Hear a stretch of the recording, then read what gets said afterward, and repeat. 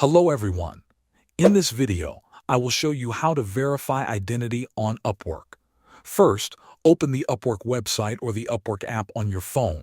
Make sure you are signed into your account. Once you are logged in, look at the top right corner of the screen and click on your profile picture. After clicking your profile picture, a drop-down menu will appear. From this menu, click on Account Settings.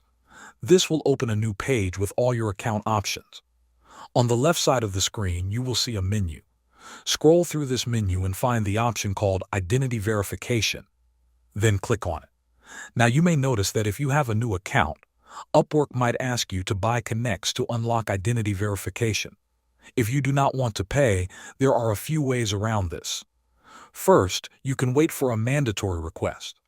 Start applying for jobs, and once you earn your first few dollars or win a contract, Upwork usually sends a free identity verification request. You will receive an email and a notification on your dashboard. Second, you can earn free connects. Upwork often gives around 10 free connects every month to users on the basic plan. You can wait until you collect enough connects to complete verification without paying.